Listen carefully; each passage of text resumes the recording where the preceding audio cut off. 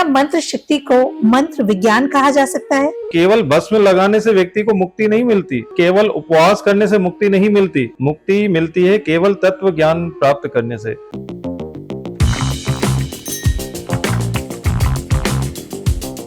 ओम गण गणपतिये नमो नमः। किसी भी काम की शुरुआत करते हैं हम तो गणपति जी को याद करते हैं और इसके बाद कहते हैं विश्व का बड़ा ही खूबसूरत और बड़ा ही पावरफुल मंत्र है ओम भूर्भुवः स्वः तत्सवितुर्वरेण्यम भर्गो देवस्य धीमहि धियो यो नः प्रचोदयात्। और जब बात आती है सृष्टि की तो शक्ति की बात न की जाए तो बात न शुरू होती है न खत्म होती है, और शक्ति की बात हो दुर्गा जी की बात ना हो ऐसा संभव ही नहीं है।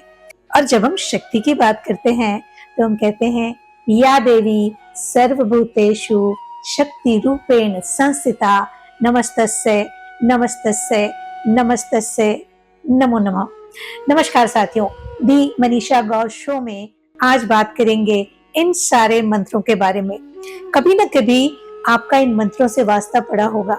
आप जिंदगी में परेशान होंगे, रिश्तों में परेशान होंगे, कामकाज को लेके परेशान होंगे, किसी के पास गए होंगे या किसी ने बताया होगा कि इस मंत्र का इतने बार जाप करेंगे तो आपको जिंदगी में इस मुद्दे पर सफलता मिल सकती है। हम सब ने हमारे स्कूल में विज्ञान पढ़ा है तो इतनी जल्दी तो हम इन बातों पर विश्वास नहीं कर लेते कि कुछ लाइनों को बार बार कह देने से जिंदगी में किसी भी मामले में सफलता मिल सकती है।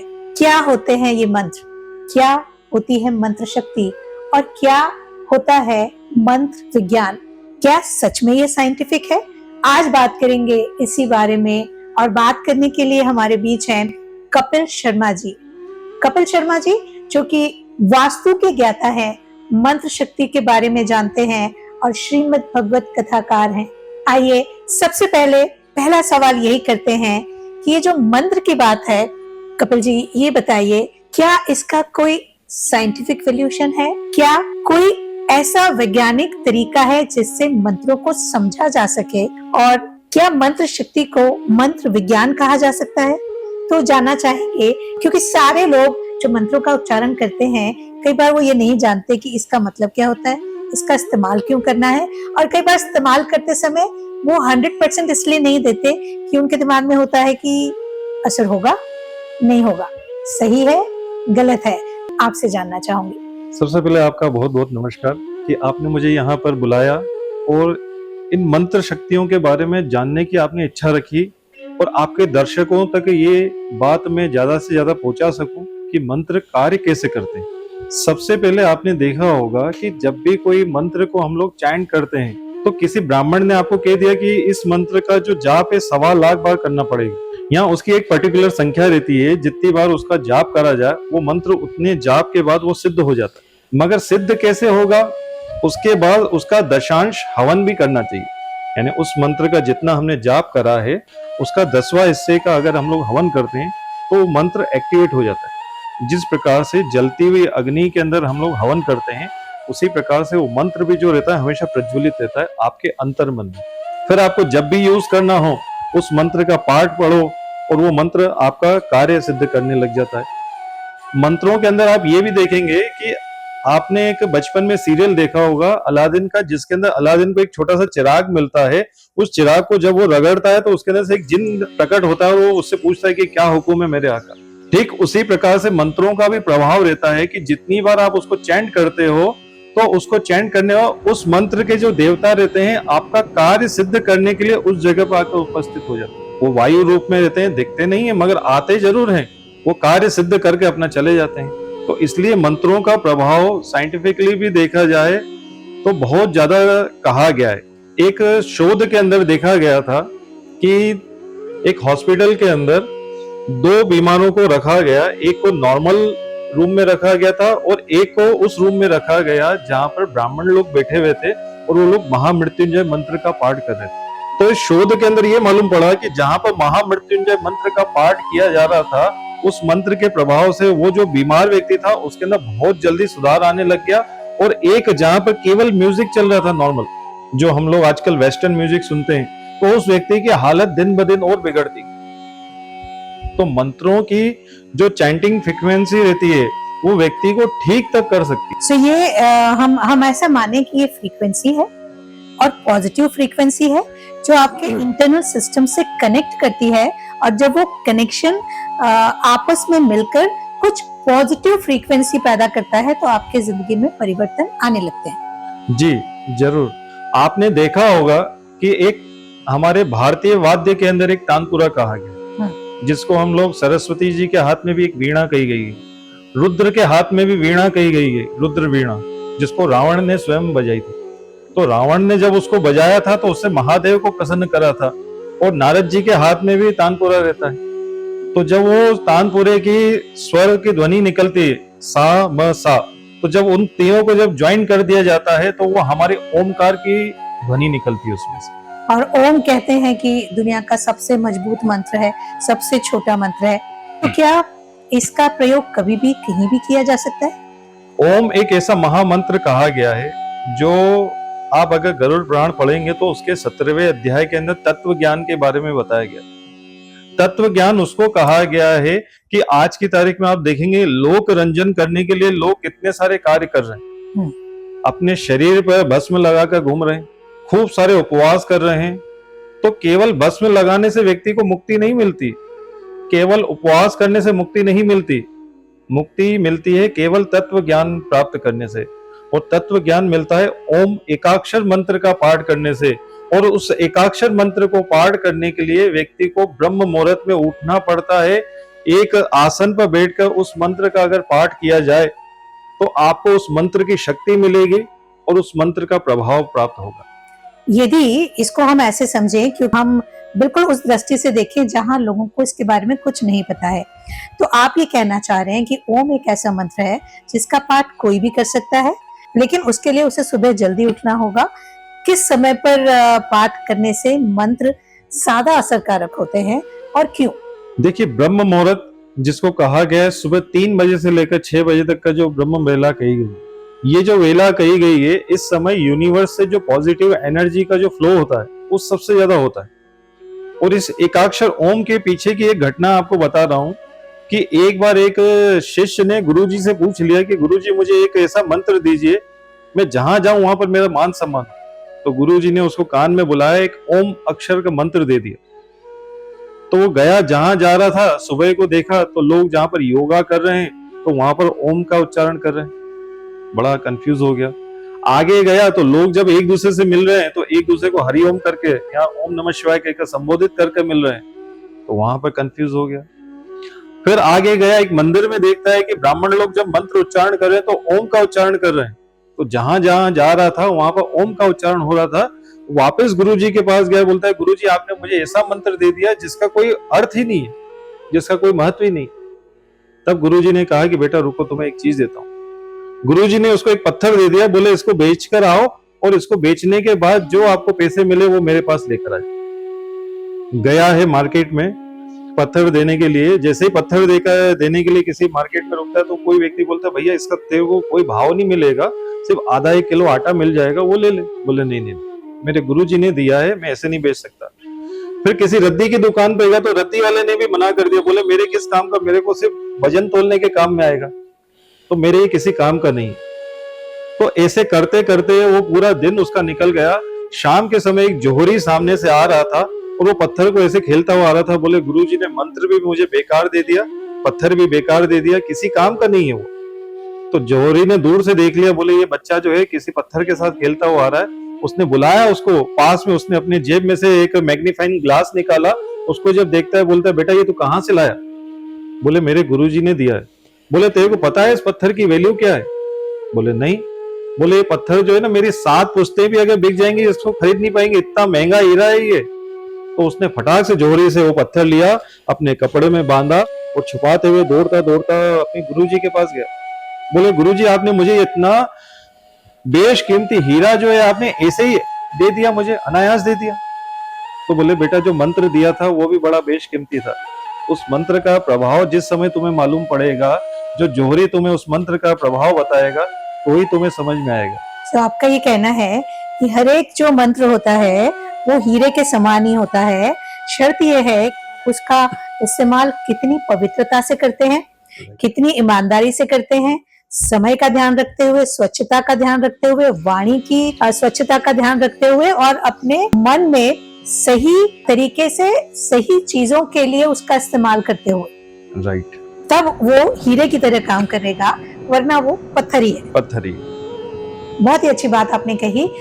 अभी सब मंत्रों का इस्तेमाल क्या सब लोग कर सकते हैं? सब मंत्रों के इस्तेमाल से क्या सब तरह की सिद्धियां प्राप्त हो सकती हैं? और मंत्र को सिद्ध कर लिया, इसका क्या मतलब है? देखिए, मंत्र हर प्रकार के कहे गए, तंत्र के अंदर भी मंत्र कहे गए, कुछ मारण मंत्र कहे गए, कुछ लक्ष्मी प्राप्ति के लिए कहे गए, कुछ वशीकरण करने के लिए कहे जाते हैं, कुछ उच्चाटन करने के लिए मंत्र कहे जाते हैं। ये अनेक अनेक क्रियाएं कही गई, जिनको जिस चीज में महारत हासिल करनी है तो वो उस मंत्र का अनुष्ठान करके उस मंत्र को सिद्ध कर सकता है। किसी को भक्ति करनी है तो भगवान विष्णु का 12 अक्षरों का मंत्र कहा गया है, ओम नमो भगवते वासुदेवाय। ये नारद जी ने ध्रुव भक्त को दिया था।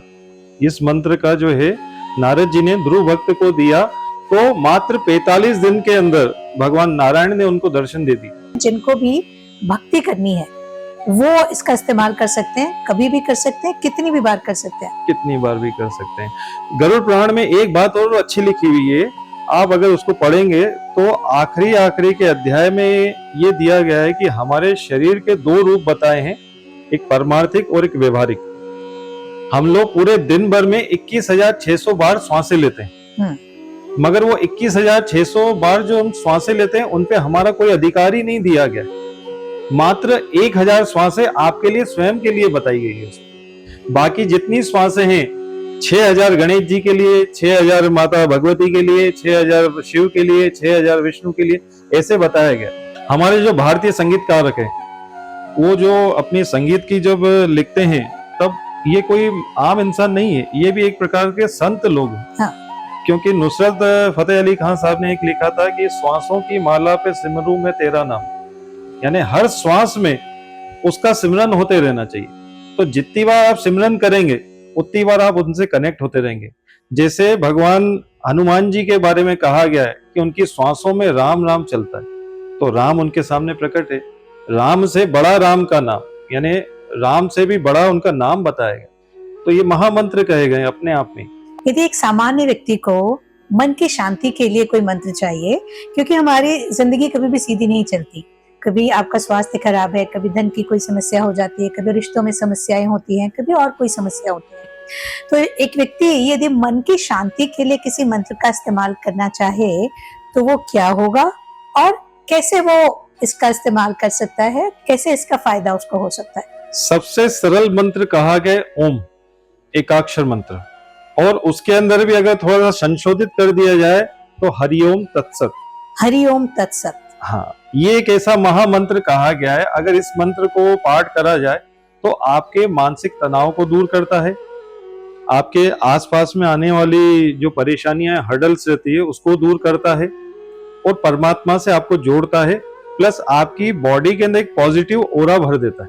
तो इस मंत्र का पाठ जो है व्यक्ति कभी भी कर सकता है, बस शर्त यह है कि पवित्रता से इसका अगर पाठ करता है तो उसका जो असर रहता है मंत्र का 100% उसको प्राप्त होता है। यदि सामान्यतया जो लोग विज्ञान पे ज्यादा ध्यान देते हैं उनके तरीके से समझें तो जब आप हरिओम तत्सत का बार बार उच्चारण करते हैं, क्योंकि उसमें ओम आता है और दूसरे जो शब्द आते हैं वो आपकी फ्रीक्वेंसी को इस ब्रह्मांड की फ्रीक्वेंसी से कहीं कनेक्ट करते हैं और फिर वो ऊर्जा आपके अंदर आती है, आपको अपने आप जो भी निगेटिविटी से बाहर निकालती है और आप शांत महसूस करते हैं। क्या मैं सही कह रही हूँ? जी, सत्यता है। आपने गायत्री मंत्र पढ़ा होगा तो उसके शुरू के जो 4 अक्षर कहे गए हैं, ओम भूर भुव स्व। ये भूर भुव स्व क्या है? भू यानी भूलोक, भुव यानी अंतरिक्ष लोक और स्व यानी स्वर्ग लोक। इन तीनों लोकों तक ये मंत्रों की ध्वनि जाती है आपके द्वारा पाठ करने से। ये कितनी बड़ी बात है जो आपने शायद पहले नहीं सुनी होगी कि जब भी हम किसी मंत्र का पाठ करते हैं तो वो जो ध्वनि हम शब्दों के द्वारा निकालते हैं वो पूरे ब्रह्मांड में जाती है, तीनों लोकों में जाती है। तो आप इस मंत्र को पूरी तरह से समझाएंगे तो मुझे लगता है कि सबको बहुत अच्छा लगेगा कि इसका अर्थ क्या है, ये कैसे काम करता है, और जब हम किसी भी मंत्र का उच्चारण करते हैं तो क्या एक ऑरा हमारे आसपास क्रिएट होता है। देखिए, कहा गया है कि गायत्री मंत्र को ओम भूर्भुवः स्वः तत्सवितुर्वरेण्यं भर्गो देवस्य धीमहि धियो यो न प्रचोदयात्। यानी इस मंत्र के अंदर गायत्री जो कही गई, वेदों की जननी कही गई, वेदों को जन्म देने वाली माँ गायत्री कही गई। जब हम लोग इस मंत्र का उच्चारण करते हैं तो इस मंत्र का अर्थ यही रहता है कि इस सृष्टि को जिसने बनाया है हम लोग उसकी पूजा कर रहे हैं। इस सृष्टि की जिसने रचना करी है। एक भजन में आता है कि नाम तुम्हारा तारणहारा कब तुम्हारा दर्शन होगा, जिसकी रचना इतनी सुंदर वो कितना सुंदर होगा। आज हम लोग एक मकान बना लेते हैं तो उस मकान बनाने के बाद बोलते हैं कि ये मैंने बनाया, मगर जिसने इस पूरी सृष्टि को रचा है। आज हम लोग 7 रैम्बो अपने घर में लगा लेते हैं तो 10 बार हम लोग लाइटिंग को दिखाते हैं कि ये देखो रैम्बो वाली लाइटिंग हमने हमारे घर में लगाई, मगर जिसने नेचुरल रैम्बो बनाया है वो कितना सुंदर होगा। तो उसी प्रकार से ये जो सुंदरता मंत्रों में बताई गई है, जो गायत्री मंत्र है, हम उस देव की आराधना करते हैं, उस परमात्मा की आराधना करते हैं जिसने इस पूरी सृष्टि को रचा। और आत्मा की सुंदरता की बात करते हैं, क्योंकि सुंदरता के मायने हम क्या समझते हैं कि हमने अच्छे कपड़े पहन लिए, हमने थोड़ा सा मेकअप कर लिया, हमने हेयर स्टाइल अच्छा बना लिया, लेकिन जब हम मंत्रों की दुनिया में जाते हैं तो हम आत्मा की सुंदरता की बात करते हैं। तो यदि मंत्र विज्ञान का जब भी इस्तेमाल करेंगे तो आत्मा की सुंदरता के लिए करेंगे। राइट। आपने मंत्रों के अंदर ये देखा होगा कि जो व्यक्ति मंत्र पाठ करता है उसके हमारे शरीर में भी बहुत सारे बेनिफिट्स आते हैं। सबसे पहले तो तनाव कम होता है, दूसरा व्यक्ति की पाचन प्रणाली जो रहती है वो मजबूत होती है, क्योंकि आप जितना मंत्र पाठ करोगे कि आप एक आसन जित श्वासो जितासनो जित संगो जितेंद्रिय, सबसे पहले श्वासों को जीता जाता है। इससे हमारे फेफड़े मजबूत होते हैं, क्योंकि जितनी बार हम लोग अनुलोम विलोम करते हैं, मंत्र को उतनी उच्चारण में पाठ करा जाता है तो आपके फेफड़े भी मजबूत होंगे। प्लस आप जब एक आसन पर बैठकर पाठ करेंगे तो आप बार बार भोजन के लिए भूख नहीं लगेगी आपको, तो आपकी पाचन प्रणाली भी मजबूत होगी। दूसरा, आपका मानसिक तनाव दूर होगा। तीसरा, आपको दृढ़ संकल्प प्राप्त हो जाएगा। और चौथा जो है, आप हर किसी को एक समभाव से देखने लग जाएंगे। आपके मन से क्रोध जो भाव रहता है ना वो समाप्त हो जाता है। कई ऐसे उग्र मंत्र कहे गए हैं, जैसे दुर्वासा ऋषि थे, बड़े क्रोधी ऋषि कहे गए थे, जो जरा जरा सी बात पर श्राप दे दिया करते थे, मगर उनके मंत्र भी बड़े उग्र रहते थे, क्योंकि कुछ ऐसे मंत्र कहे गए कि जिनको अगर आप पाठ करोगे तो उनका क्रोध आपके शरीर में भी आता है। तो इसलिए हमारे मंत्रों को सौम्यता वाले जो मंत्र कहे गए उनको आप पाठ करो, तो जिससे आपको स्वयं आप एक अनुभूति होने लग जाएगी कि ये संसार में कुछ नहीं है। आप बड़े एक समभाव से सबको देखने लग जाएंगे। यदि आप लोग चाहते हैं तो आप यदि भक्ति करना चाहते हैं तो ओम नमो भगवते वासुदेवाय का जप कर सकते हैं। यदि आप सामान्यतः मन की शांति के लिए कुछ जप करना चाहते हैं, मंत्रोच्चार करना चाहते हैं, तो हरि ओम तत्सत का बार बार प्रयोग कर सकते हैं। इसके अलावा क्या गायत्री मंत्र का प्रयोग भी सब लोग कर सकते हैं? जी, गायत्री मंत्र का भी सब लोग प्रयोग कर सकते हैं। इवन आप कभी बाली जाइए, इंडोनेशिया में, बाली जबकि एक अलग कंट्री हो गई है, मगर आज आप भी इंडोनेशिया में अगर जाते हैं आज भी, तो वहां पर त्रिकाल संध्या होती है। जिस प्रकार से हमारे मुस्लिम भाई जो रहते हैं 5 टाइम की नमाज अदा करते हैं, उसी प्रकार से हमारी संस्कृति के अंदर त्रिकाल संध्या का वंदन कहा गया। उस त्रिकाल संध्या में बाली में जितने भी वहां के जन समुदाय लोग रहते हैं, घर में जाते हैं, साथ में बैठते हैं परिवार के साथ, 108 बार गायत्री मंत्र का चैंट करते हैं और भूर्भुवः स्वः, उनके घर के बाहर आप देखेंगे एक छोटे से दोना बनाकर वो रखते हैं, एक धरती पर रखेंगे, एक घर के मध्य स्थान पर रखेंगे और एक टॉप ऑफ द हाउस रखेंगे, यानी तीनों लोगों तक वो मंत्रों का प्रभाव जाता है। तो तीनों मंत्रों का पाठ करते हैं, यहाँ 108 टाइम्स वो लोग पाठ करते हैं, जिससे वो डेली संध्या वंदन करते हैं। जैसे हमारे यहाँ भी संध्या आरती का रिवाज है, उस समय भी हम इष्ट को याद करते हैं कि पूरा दिन निकल जाता है और अब शाम हो गई है, तो संध्या आरती का हमारे यहाँ रिवाज है। इसी तरह आपने बताया कि बाली में त्रिकाल संध्या का रिवाज है, यानी इंडोनेशिया में भी गायत्री मंत्र का इस्तेमाल किया जाता है। क्या ऐसे दुनिया में और भी स्थान है जहाँ पे मंत्रोच्चार को माना जाता है और उनका फायदा आमजनों को मिलता है? जी, अगर आप पूरी दुनिया में जाएंगे तो हर जगह कहीं ना कहीं मंत्रों का उच्चारण तो होता ही। आप चाइना में चले जाओ, वहां पर बौद्ध संप्रदाय के द्वारा जितने भी मंत्र रहते हैं उनका पाठ किया जाता है। इवन आप बौद्ध संप्रदाय में देखेंगे बहुत सारे ऐसे बड़े बड़े डोम रहते हैं जिनको बार बार घुमाया जाता है, तो उसके अंदर भी वो मंत्रों का उच्चारण किया जाता है। तो मंत्रों का हर समुदाय में, हर जाति में और हर देश के हर कोने में या इस विश्व के हर कोने में आप देखेंगे कहीं ना कहीं देवी देवताओं को प्रसन्न करने के लिए मंत्रों का उच्चारण किया जाता है। आप मलेशिया चले जाइए, मॉरिशस चले जाइए, वहां पर अगर आप स्ट्रीट में जब आप जाएंगे तो स्ट्रीट्स के जो नाम है वो भी कहीं ना कहीं संस्कृत के नामों पर लिखा गया है। तो सोचो हमारी संस्कृत जो है देव भाषा कही गई, देवताओं को जल्दी कनेक्ट करने के लिए इसलिए संस्कृत भाषा कही गई और इसीलिए सारे मंत्र संस्कृत में होते हैं। संस्कृत में। कहते हैं संस्कृत एक ऐसी भाषा है जिसको यदि बोलना सीख गए तो दुनिया की कोई भी भाषा आप सीख जाएंगे, क्योंकि मंत्र हमें बड़े क्लिष्ट लगते हैं, लेकिन जब आप उन्हें बोलना शुरू करते हैं तो धीरे धीरे वो इतने आसान हो जाते हैं और फिर जब आपके सिस्टम का वो हिस्सा हो जाते हैं, आपकी सांसों के साथ वो उनका एक गठबंधन हो जाता है, तब आपको मंत्रोच्चार करने में आनंद आता है। आनंद आता है। और जब आनंद आता है तो आनंद के बाद इस दुनिया में क्या नहीं पाया जा सकता। देखिए परमात्मा के बारे में कहा गया है, सच्चिदानंद रूपाय विश्वोत्पत्त्यादि हेतवे तापत्रय विनाशाय श्री कृष्णाय वयम नमः।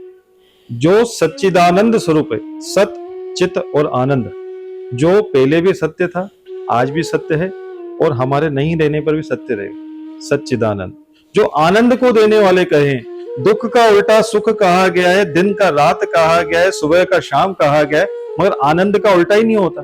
आनंद के अंदर अगर हम लोग कुछ भी उल्टा लगा दें, निरानंद कर लो, धनानंद कर लो, मगर आनंद तो यथाश्रेष्ठ वैसा ही रहेगा। तो सच्चिदानंद रूपाय विश्वोत्पत्त्यादि हेतवे, जिसने विश्व की उत्पत्ति करे, तापत्रय विनाशाय, तीनों प्रकार के ताप जो हमारे शरीर में रहते हैं, विनाशाय श्री कृष्णाय वयम नमः। ऐसे भगवान कृष्ण को राधा रानी सहित हम लोग नमस्कार करते हैं। आप कुछ भी कर लें दुनिया में, कृष्ण आ ही जाते हैं, क्योंकि कृष्ण का कोई अलग संप्रदाय नहीं है। कृष्ण आप चाहेंगे तो सखा हो जाते हैं, कृष्ण आप चाहते हैं तो परिवार हो जाते हैं, कृष्ण आप चाहते हैं तो आपके इष्ट हो जाते हैं, और कृष्ण आप चाहते हैं तो आपकी विद्या हो जाते हैं, कृष्ण आप चाहते हैं तो आपकी सांसें हो जाते हैं। और कृष्ण पे हम न जाने कितनी बात कर सकते हैं। सही बात। एक सवाल मैं आपसे जानना चाहूंगी जो मेरे भी मन का सवाल है। आप कहते हैं कि मंत्रोच्चार से कुछ भी हासिल किया जा सकता है। पहले के हमने कई किस्से सुने हैं कि ऋषि मुनि होते थे और किसी को भी श्राप देते थे, तो डेफिनेटली वो कुछ सिद्ध मंत्र होते थे जिससे वो श्राप दे देते थे किसी को भी, और वो हो जाता था उनकी जिंदगी में। और उस श्राप से निकलने के लिए उनको कुछ ना कुछ विधि बाद में मिलती थी और वो उससे निकलते थे। जैसे हम कहते हैं ना कि आप कुछ भी काम करें, आप गंगा में स्नान कर लें तो पवित्र हो जाएंगे, वो माना जाता है, पर मेरे जैसे लोग उसको सच नहीं मानते। आप वहां पवित्रता का एहसास तभी कर पाएंगे जब आपने अपने अंदर से मलिनता को निकाल दिया है। सिर्फ शरीर का मैल धोने से तो शरीर साफ होगा, मन का मैल इकट्ठा करके यदि आप किसी भी पवित्र जगह जाते हैं तो भी आप पवित्रता तक नहीं पहुंचेंगे, ऐसा मेरा मानना है। तो कोई ऐसा व्यक्ति जिसका मन अच्छा नहीं है, जो अभी तक किसी के लिए भी कुछ बुरा करते आया है, या उसकी कुछ ऐसी प्रैक्टिसेस हैं जो अच्छी नहीं है, वो अगर मंत्रोच्चार करके कुछ सिद्ध करना चाहे तो क्या स्थितियां होंगी, क्या आप उसको सजेस्ट करते हैं, और क्या ऐसे व्यक्ति को ऐसा करना भी चाहिए और क्या ऐसा संभव भी है? देखिए आपने राम और रावण के बारे में सुना ही होगा। रावण ने भी मंत्रों की तपस्या करी, उसने भी शक्ति हासिल करी, राम ने भी तपस्या करी, उन्होंने भी मंत्रों की शक्ति हासिल करी। बट डिपेंड करता है पर्सन टू पर्सन, वो उन मंत्रों का प्रभाव कहाँ कहाँ यूज कर रहे हैं। छुरा तो डॉक्टर के हाथ में भी रहता है और एक गुंडे के हाथ में भी रहता है। इस्तेमाल करने का तरीका होना चाहिए। क्या आप उससे किसी की जान बचा रहे हो या उससे किसी की जान ले रहे हो? तो मंत्र भी उसी प्रकार कहे गए हैं कि मंत्रों का प्रभाव एक आम व्यक्ति भी उसको सिद्ध कर सकता है, एक कोई दुष्ट व्यक्ति भी उसको सिद्ध कर सकता है, और एक कोई ऋषि मुनि भी उसको सिद्ध कर सकता है। बस प्रभाव ये रहता है कि उसका प्रयोग आप कहां पर कर रहे हैं। ये जो अलग अलग तरह के विज्ञापन कई बार सुनने में आते हैं कि आपको किसी को वशीकरण करवाना हो तो हमारे पास आइए, आपको किसी से कोई काम निकलवाना हो तो हमारे पास आइए, या ऐसे कई सारे विज्ञापन आते हैं और कई लोग मुझे लगता है कि उसके झांसे में आके उनके पास जाते भी होंगे। क्या इसको सही कहा जाएगा? अगर मेरे पास कोई विद्या है और मैं लोगों से कहूं कि किसी को वश करने के लिए मैं आपकी मदद कर दूंगा या मैं मदद कर दूंगी, तो क्या ये सही है? और ऐसा करने वालों का असर होता है? और यदि होता है तो फिर हम इसको कैसे देखेंगे? फिर कोई भी व्यक्ति मंत्र सिद्ध करके कुछ भी कर सकता है, चाहे वो अच्छा हो या ना हो। जी, सत्यता है, मंत्र अपना काम करते हैं। बाकी ये कि उसको सिद्ध किस भाव से करा जा रहा है, उसको भी देखना चाहिए। अगर कोई व्यक्ति, जैसे आज जितने भी बहुत से ऐसे आप एडवर्टाइजमेंट देखते हैं कि यार किसी को वशीकरण करना है, तो ऐसे लोग, बहुत से लोग करते हैं, मंत्रों का कार्य भी होता है। क्योंकि इसमें क्या होता है, एनर्जी एक्सचेंज करी जाती है। अगर आपके पास धन है, उस व्यक्ति का धन का अभाव है, मगर उसने उस मंत्र को सिद्ध कर रखा हुआ है, तो अब क्या होगा कि आपने उनको धन दिया, तो उसने आपको उस मंत्रों का प्रभाव दिया।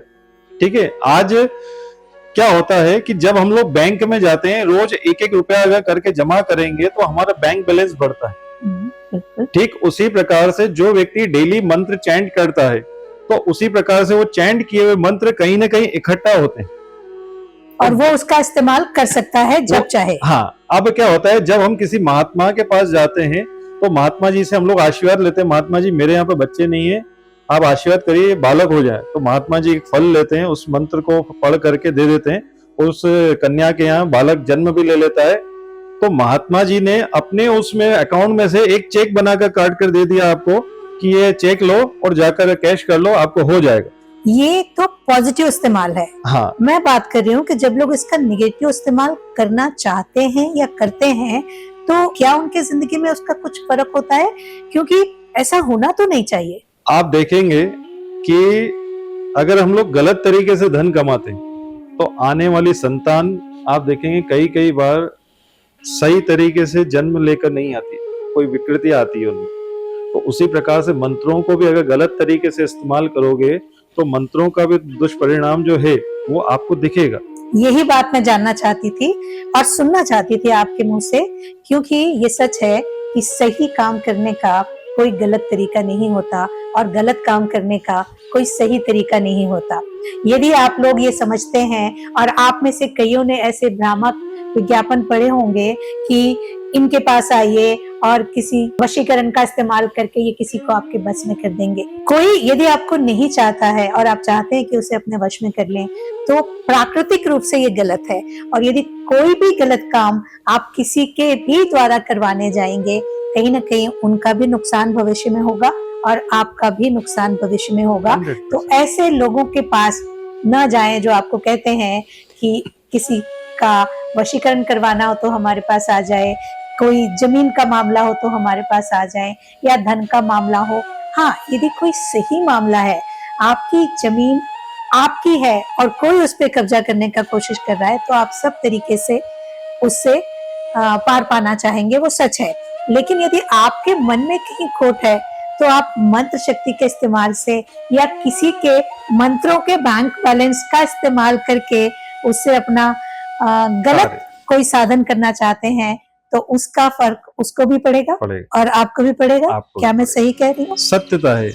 देखिए, सबसे बड़े कहा गया है कि भगवान कृष्ण प्रेम स्वरूप है, प्रेम से पूरी दुनिया को वशीभूत किया जा सकता है। अगर आपने भगवान कृष्ण को साध लिया, तो वैसे ही दुनिया आपके वशीभूत हो जाएगी। क्योंकि भगवान कृष्ण ने कभी भी युद्ध को अग्र नहीं रखा है, कभी भी युद्ध के ऊपर उन्होंने महत्व नहीं दिया था। हमेशा वो युद्ध को टालने की बात करते थे कि युद्ध जितना हो सके टले, मगर युद्ध होना है सो होना है। तो भगवान कृष्ण ने प्रेम से जितनी जंग जीती है, उतना युद्ध करके नहीं जीती। तो प्रेम से बड़ा कोई मंत्र नहीं है, प्रेम से बड़ी कोई वशीभूत करने की चीज नहीं है। अगर आपके अंदर प्रेम के भाव है, तो आप इस पूरी दुनिया आपके साथ है। तो जब आप किसी और के पास जाते हैं ना वशीकरण करवाने के लिए, तो आप इस बात का ध्यान रखिएगा जो आज हमारे बीच हमारे अतिथि कपिल महाराज ने कही है कि यदि आप प्रेम को अंगीकार कर लेते हैं और आत्मा में आपके प्रेम है तो पूरी दुनिया आपकी है। किसी एक को किसी के वश में करने के लिए या किसी एक को आपके वश में करने के लिए आपको किसी के पास जाने की आवश्यकता जरूरत नहीं है। कहने का मतलब सिर्फ इतना है कि कोई भी सही चीज है उसके पीछे आप भागेंगे, आप इतने सच्चे होते जाएंगे कि फिर आपको किसी गलत चीज की मदद लेने की जरूरत नहीं पड़ेगी। सत्य। कोई ऐसा मंत्र बताएं जो विद्यार्थियों के काम आए, उनके मानसिक शक्ति को बढ़ाए और वो बहुत ज्यादा समय तक अपना अध्ययन कर पाए। ऐसा कोई मंत्र है जिसका बार बार प्रयोग करने से विद्यार्थियों को कोई फायदा हो जाए? देखिए, जब बालक 6 साल का होता था, यज्ञोपवीत संस्कार होते थे। यज्ञोपवीत संस्कार के बाद उसको गुरुकुल में लेकर जाया जाता था। तब गुरुजी उसको कान में एक मंत्र देते और वो मंत्र रहता था गायत्री मंत्र। अच्छा। हाँ, तो गायत्री मंत्र का एक ऐसा पाठ कहा गया है, अगर उस पाठ को अगर हम लोग डेली, विद्यार्थी हो, गृहस्थी हो, गृहिणी हो या कोई व्यापारी हो, कहते हैं जैसा खाएंगे अन्न वैसा बनेगा मन, जैसा पिएंगे पानी वैसी बनेगी वाणी। तो गायत्री मंत्र का पाठ करने से आपके वहां पर जो अन्न आता है तो वो भी पवित्र हो जाता है। गायत्री मंत्र का पाठ करने से आपके दुकान पे जो जिस भाव से, अगर कोई ग्राहक आपके पास आया है बड़े क्रोध भाव से आपको पैसे देकर जा रहा है, तो वही भाव आप अपने घर पे लेकर आ रहे हैं, तो उस मंत्र के प्रभाव से वो भाव उसके वहीं पे शून्य हो जाते हैं, तो उसका जो प्रभाव रहता है वो निष्प्रभाव हो जाता है। तो उससे बड़ा कोई मंत्र नहीं कहा गया। वैसे जिसको जिस कार्य के लिए सिद्ध करना हो, वैसे बहुत सारे मंत्र कहे गए। कोई बीमार हो, महामृत्युंजय मंत्र, कोई बंधी में बंधन बंध गया हो तो हनुमान जी के मंत्र आप पाठ कर सकते हैं। किसी को शत्रु परेशान कर रहे हैं तो महाकाली के या शनिदेव के मंत्रों का पाठ कर सकते हैं। तो ऐसे नवग्रहों के मंत्र कहे गए, सूर्य के मंत्र, चंद्रमा के मंत्र, मंगल के मंत्र। तो जिसको जिस कार्य के लिए सिद्ध करना हो तो बहुत सारे मंत्रों का प्रभाव कहा गया है। और स्वयं आजकल आप देखेंगे 90% जितने भी बड़े बड़े पॉलिटिशियंस हैं वो माँ बगलामुखी के मंत्रों का बड़ा प्रभाव करते हैं। क्या फर्क है? ये बात मैंने भी कहीं सुनी है कि माँ बगलामुखी के मंत्र का प्रयोग करने से काफी सारी समस्याएं आपकी ठीक हो जाती हैं या आप उनसे बाहर निकल जाते हैं। क्या विशेष है इसमें? बगलामुखी 10 महाविद्याओं में सिद्ध कही गई है, तो ये कि वो तुरंत फल देने वाली कही गई।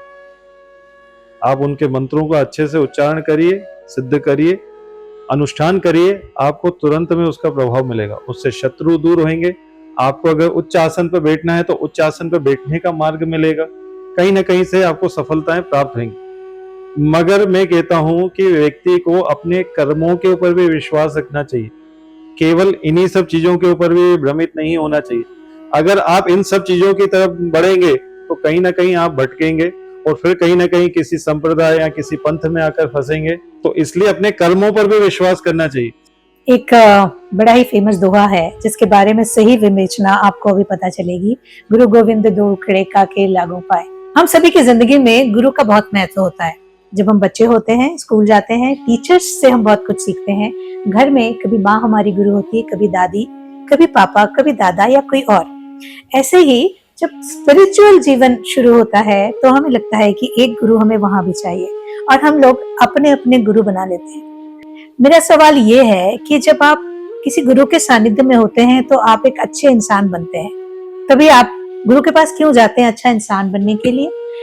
आप ऐसा क्या हो जाता है कि आप उस गुरु के पास जाने के लिए, उनके नजदीक तक जाने के लिए, जबकि आपको पता है कि कुछ लोग आपके पैरों के नीचे कुचले जा रहे हैं, आप उनके ऊपर से चले जाते हैं और वहां पे 150 लोगों की मृत्यु हो जाती है। इसको आप क्या कहेंगे?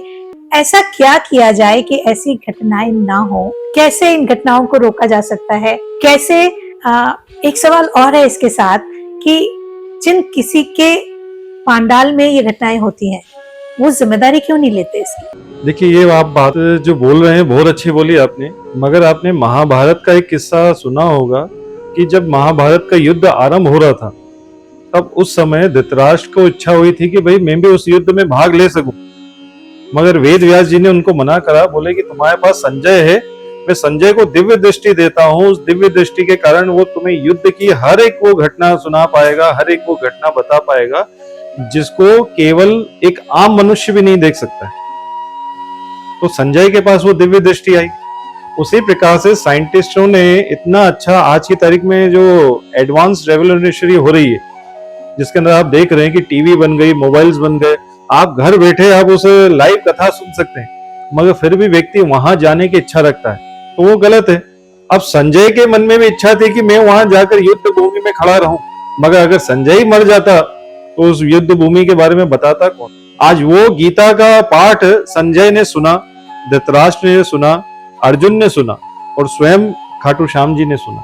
तो इतनी सारी चीजें घटना घटित जब हुई तो तब जाके तो गीता का एक प्रादुर्भाव हुआ पूरे सृष्टि में, और भगवान कृष्ण को कहा गया था कृष्ण वंदे जगत गुरु। कृष्ण उस जमाने में जगत गुरु कहलाए थे जब ना तो इंटरनेट हुआ करता था, ना तो वाईफाई होता था, ना 4G, ना 3G या ना 5G, कुछ भी नहीं होता था उससे, मगर तब भी वो जगत गुरु कहलाए थे। तो कृष्ण से बड़े कोई गुरु नहीं कहे गए, शिव से बड़ा कोई गुरु नहीं कहा गया। आज की तारीख में हम लोग जितनी भी ये जो घटनाएं घटित हो रही है, तो इसमें एक ही श्लोक आता है कि गुरु गोविंद दोनों खड़े, काके लागो पाऊं, बलिहारी गुरु आपने गोविंद दियो दिखा। इस श्लोक का अर्थ तो सबको पता है, मगर इस श्लोक का जो सही अर्थ है वो किसी को नहीं पता। हम लोग ये समझते हैं कि यार वो गुरु महान है जिसने हमें भगवान से मिला रहे हैं, मगर इस श्लोक का अर्थ है गुरु और गोविंद दोनों खड़े हुए। मगर शिष्य कंफ्यूज हो गया कि मैं जाऊं तो जाऊं कहां। मगर महान गुरु वो रहेगा जो शिष्य को पॉइंट कर दे कि बेटा मेरे पास मत आ, तू इधर भगवान के पास चला जा, क्योंकि इन दी एंड मुझे भी वहीं जाना है। मैं भी जो भक्ति कर रहा हूं, मैं भी परमात्मा की भक्ति प्राप्त करने के लिए कर रहा हूं। अगर मुझसे पहले तुझे मिल जाए तो तू चला जा वहां, मुझे मत पकड़। मेरा शरीर तो खत्म होने वाला है, मगर ये जो है साक्षात परमेश्वर है, इसलिए तो इनको पकड़। मगर आजकल के जितने भी कलियुगी गुरु हो गए, वो सब शिष्यों को बोलते बेटा तुम एक काम करो, हमारे आश्रम में आ जाओ, थोड़ी साफ सफाई कर दो और हमारे यहाँ का जल पी जाओ तो तुम स्वस्थ हो जाओगे, हमारे यहाँ की चरण रज जो है अपने मस्तक पर लगा लो तो तुम ठीक हो जाओगे। तो ये गुरु थोड़ी नहीं है। रामायण के अंदर एक पात्र था कालनेमी, एक राक्षस था। जब भगवान हनुमान जी जो हैं संजीवनी बूटी लेने के लिए जा रहे थे, तब उनको रास्ते में मिला, राम नाम करते हुए उन्होंने हनुमान जी को रोक लिया कि हनुमान जी समय पर पहुंचे नहीं, तो हनुमान जी से काम करवाने लग गए। बोले बेटा ये हमारा आश्रम है, इसकी सफाई कर दो, हमारा ये चीज है, ये कर नहीं पा रहा हूँ, इसकी ये कर दो कार्य। तो हनुमान जी ने सब कर दिया, मगर हनुमान जी ने देखा कि ये गुरु नहीं हो सकता, ये मुझे मार्ग से भटका रहा है, मुझे राम के नाम लेने से भटका रहा है, इसलिए ये गुरु नहीं है। हनुमान जी ने जो सोटा लिया उठाकर उनको दिया तो राक्षस का स्वरूप सामने दिख गया। तो हनुमान जी ने कह दिया कि भाई ऐसे गुरु नहीं होना चाहिए। तो आपका ये कहना है कि गुरु बनाना अच्छी बात है, बनाना भी चाहिए, सीखना भी चाहिए, लेकिन ये थोड़ा सा ध्यान में रखने की बात है कि गुरु को पहचानना भी आजकल एक काम है। इसलिए कहा जाता था कि पानी पियो छान के और गुरु करो जान के। पानी पियो छान के और गुरु करो जान के, इस बात का ध्यान रखिए। आप गुरु बनाइए, लेकिन वो गुरु आपके लिए सही है या नहीं ये जानना बहुत जरूरी है। एक आम जनता कैसे जाने? देखिए ये तो एक अपने अपने भाव रहते हैं व्यक्ति को, कोई अपनी माँ को गुरु बना लेता है, कोई अपने पिता को गुरु बना सकता है, मगर मैं ये चाहता हूं कि अगर आपको गुरु बनाना ही है तो स्वयं गीता को अपना गुरु बनाओ, रामायण को गुरु बनाओ, श्रीमद् भागवत को गुरु अपना बनाओ। क्योंकि गीता वो विषय था जब अर्जुन पूरी दुनिया से डीमोटिवेट होकर हार चुका था, तब भगवान कृष्ण ने उनको जब वाणी सुनाई तो वो मोटिवेटेड हो गया और उसने उस युद्ध में विजय को प्राप्त कर ली। हम लोग भी संसार में कहीं ना कहीं युद्ध में लड़ ही रहे हैं और हम लोग भी रोज डीमोटिवेट हो रहे हैं। रोज कई ऐसे बच्चे हैं जो आत्महत्याएं कर रहे हैं, कई ऐसे लोग हैं जो घर बार छोड़कर चले जा रहे हैं। मगर हमने गीता को अगर अपना लिया तो हम लोग उस युद्ध से भी निकलकर अपने आप को विजय की प्राप्ति करवा सकते हैं। क्या आपको ऐसा नहीं लगता कि कहीं ना कहीं हमारे मन में होता है कि कुछ चमत्कार हो जाए, इसी आशा में हम भीड़ लगा के गुरुओं के पास जाते हैं? सत्य कि उनके यहाँ जाएंगे तो ऐसा हो जाएगा। साथियों, गुरु के आशीर्वाद से बहुत कुछ होता है, लेकिन गुरु का आशीर्वाद भी तब काम करेगा जब आपके कर्म काम करेंगे, आपका मन काम करेगा, आपके पास कोई सही चाह होगी, तब आपको गुरु भी सही मिलेंगे। लेकिन आप अगर ये सोचते हैं कि मैं कुछ भी कर्म करूं, गुरु के पास जाके सब पाप धुल जाएंगे, ये सोच गलत है। और यही सोच भीड़ में इकट्ठा होके हमें वहां जाने के लिए मजबूर करती है। ऐसा मुझे लगता है। आपका क्या कहना? आपने भगवान दत्तात्रेय जी के बारे में सुना होगा। उनके जीवन में 24 गुरु आए और आजकल हम लोग कहते हैं कि नहीं, आपको एक ही गुरु बनाना चाहिए। आज आप जिस व्यक्ति से जो सीख रहे हैं वो आपका गुरु होना चाहिए। तो आप ये क्यों नहीं समझ रहे हैं कि दत्तात्रेय ऋषि ने 24 लोगों से क्या क्या चीजें सीखी थी। जब उनकी आप जीवनी पढ़ेंगे, उनके बारे में सुनेंगे, तब जाके मालूम पड़ेगा। उसी प्रकार से कि आप उस व्यक्ति को अपना गुरु बनाइए जिससे आपका जीवन सार्थक हो रहा। और गुरु भी ऐसा निर्मोही होना चाहिए जो बोले कि भैया अब मैंने जो चीज दे रखी है आपको, उस चीज को संभालो, अपने जीवन में आत्मसात करो और अपने जीवन को आगे बढ़ाओ। ऐसा नहीं कि मैं हर बार हर किसी कार्य के लिए आपको बुला लूं कि बेटा आ जाओ, ये कार्य करना है तुम्हें, आज आश्रम में ये होने वाला है। ऐसे गुरु नहीं होते। सबसे पहले तो आपका प्रयोजन क्या है, और मुझे लगता है कि शुरुआत वहां से करनी चाहिए कि क्या मैं खुद को जानता हूँ, और मैं अगर गुरु बनाना चाहता हूँ तो क्यों। यदि मतलब के लिए गुरु बनाया है तो आपने शुरुआत ही गलत की। राइट। और आज ये हो ही रहा है। 90% लोग मतलब के लिए गुरु बना रहे हैं। तब फिर गुरु की गलती कैसे मानेंगे? आप यदि मतलब से वहां गए हैं तो आप फिर उनकी गलती नहीं मान सकते यदि आप भीड़ का शिकार हो। सत्यता है। और यदि आप शांति के लिए गए हैं तो जब आपको पता चला है कि वहां इतनी भीड़ है कि व्यवस्था नहीं हो पाएगी, तो जहां आपको पता चल गया वहीं क्यों नहीं रुक गए? क्योंकि जब कोई साधन नहीं थे तब भी गुरु से कनेक्टिविटी हो जाती थी, जैसा कि आपने बताया। तब आज यदि आप वहां नहीं पहुंच पा रहे हैं किसी कारण से, तब भी आपकी कनेक्टिविटी आपके गुरु से होगी। भीड़ का हिस्सा बनकर अपनी जान को दांव पर लगाकर और दूसरों की जान को दांव पर लगाकर कहीं जाना क्या समझदारी है? समझदारी तो नहीं है। मगर आप देखेंगे जब पूर्व काल में भी कई कथाएं होती थी, कई लोग उस कथाओं के द्वारा मुक्त भी हो गए थे। मगर आज की तारीख में कितनी भागवत कथाएं चल रही, कितनी रामायण कथा चल रही, कितनी शिव कथा चल रही, और आज की तारीख में लोग मुक्त क्यों नहीं हो रहे? ये बड़ा सवाल है कि हम जाते हैं गुरु के पास, हम जाते हैं कथा सुनने, और बहुत सारी कथाएं होती हैं, लेकिन कथा में 4 दिन 5 दिन 7 दिन रहने के बाद जब हम वापस घर आते हैं तो व्यवहार में कोई परिवर्तन नहीं आता, आदतों में कोई परिवर्तन नहीं आता, जिंदगी में कुछ बदलाव नहीं आता। यदि आप ऐसी बहुत सारी कथाओं का हिस्सा बनते हैं तो मत बनिए, क्योंकि यदि अंतर्मन नहीं बदल रहा, यदि कुछ चीजें आत्मा तक नहीं पहुंच पा रही, यदि आदतें नहीं बदल रही, व्यवहार नहीं बदल रहा, रिश्ते बेहतर नहीं हो पा रहे हैं, तो इन कथाओं का क्या मतलब? सत्यता है। मैं एक जगह कथा कर रहा था, एक बात याद आ गई मेरे को। तो कथा करते करते एक बूढ़े व्यक्ति थे, वो उठे और बोले महाराज जी आप कथा बहुत अच्छी करते हैं। तो मैंने बोला क्यों? तो बोले इसलिए कथा अच्छी करते हैं क्योंकि मेरे को डॉक्टर ने 3-3 बार नींद की गोली लेने के लिए कही है। तो जब भी मैं आपकी कथा सुनता हूँ मेरे को बड़ी अच्छी नींद आ जाती। तो मैं गोली खाता हूँ, मेरे को नींद नहीं आ रही, मगर मैं कथा सुनकर नींद आ रही है। तो सोचो, लोग कई ऐसे लोग रहते हैं जो कथाओं में जाते हैं केवल एक दूसरे से बात करने के लिए, कथा के अर्थ को जानने के लिए नहीं जा रहे, और पुण्य कमाने के लिए। उनको लगता है जितना ज्यादा कथा सुनेंगे उतना पुण्य मिलेगा। बिल्कुल मिलेगा, लेकिन उसके साथ आपके कर्म भी अच्छे होने चाहिए, वरना वो पुण्य नहीं मिलेगा। कहीं से भी शुरुआत करें, हमारा मन हमारा पहला अस्त्र होता है कहीं भी बात काम शुरुआत करने के लिए। तो मन पे कंट्रोल, पहली बात, कर्म में कंट्रोल, दूसरी बात ईमानदारी पे कंट्रोल, जीवन मूल्यों पे कंट्रोल। यदि जीवन मूल्यों पे आपका बस नहीं है, आप बहुत सारा कुछ उल्टा पुल्टा बुरा बुरा करते जा रहे हैं, और आपको लगता है कि किसी कथा में जाएंगे, किसी गुरु के पास जाएंगे, किसी नदी में स्नान कर लेंगे तो सब ठीक हो जाएगा, ऐसा नहीं होता है। कर्मों का भुगतान तो करना ही होता है। गुरु के पास जाके आप ये सीख सकते हैं कि अभी तक जो किया अब नहीं करना है, सही तरीके से जीना है।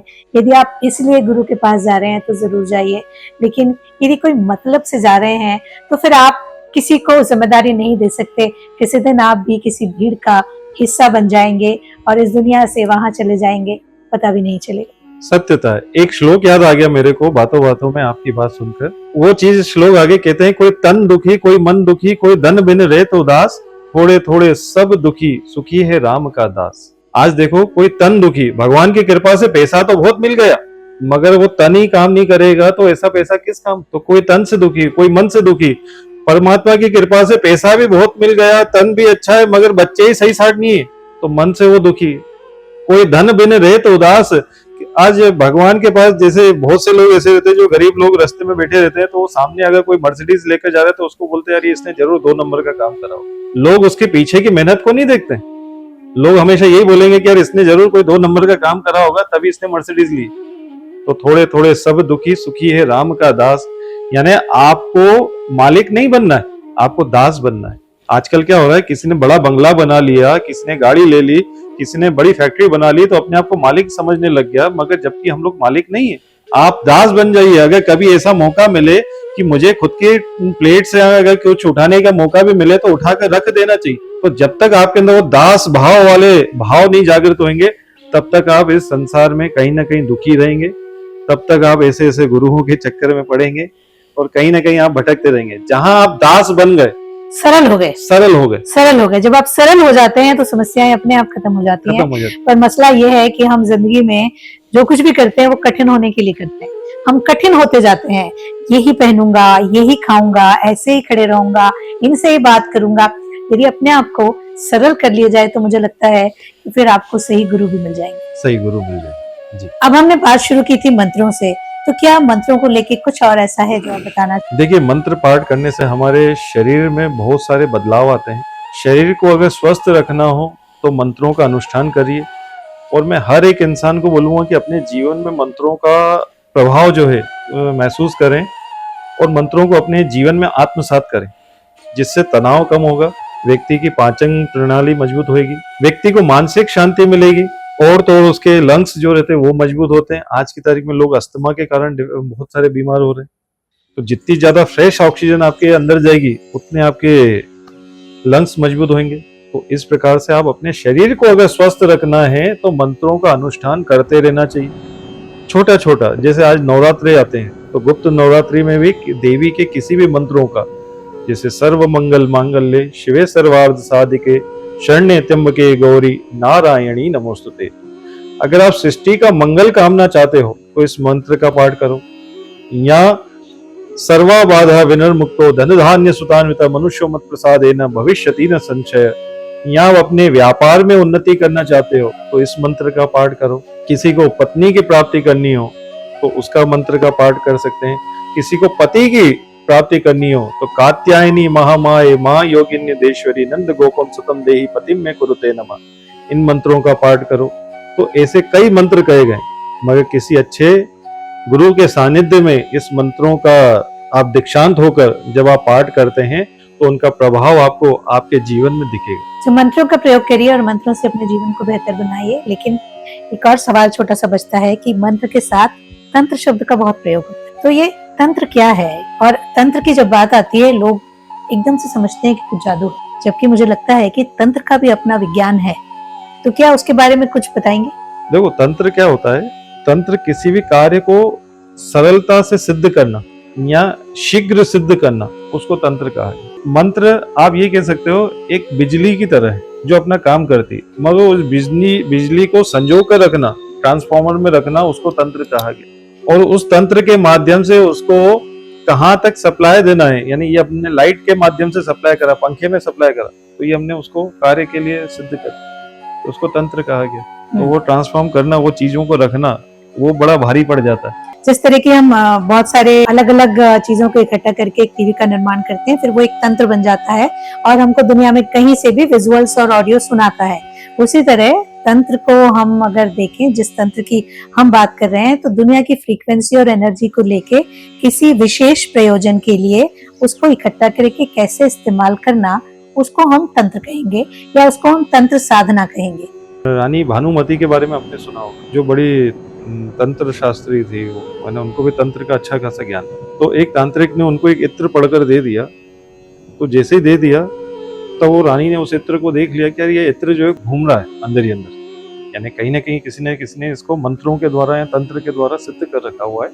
तो उस रानी ने क्या करा, उस इत्र को पत्थर के ऊपर डाल दिया सारा का सारा, और जैसे ही पत्थर के ऊपर डाल दिया तो वो पत्थर जो है स्वयं हवा में उड़ा और वो तांत्रिक के ऊपर जाकर धड़ करके उसकी छाती पे आकर लगा और वो तांत्रिक वहीं पे समाप्त। तो कई बार हम लोग किसी व्यक्ति से कोई चीज ले लेते हैं तो वो चीज को भी थोड़ा सा देख सबर करके लेना चाहिए, उसने किस भाव से दिया, किस प्रयोजन के लिए दिया। कई बार लोग इविल आई जिसको कहते हैं, नजर लग जाना, तो नजर लग जाती है।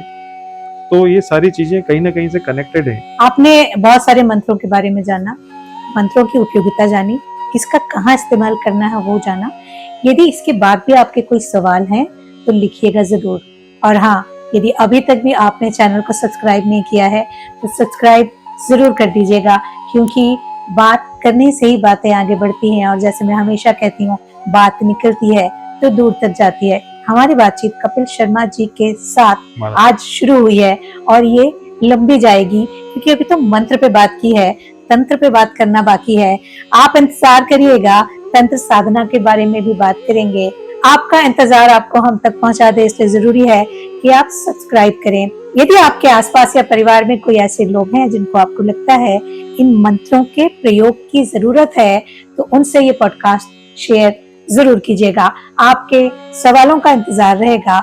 बहुत बहुत धन्यवाद कपिल शर्मा जी कि आपने हमें समय दिया। जय भारत।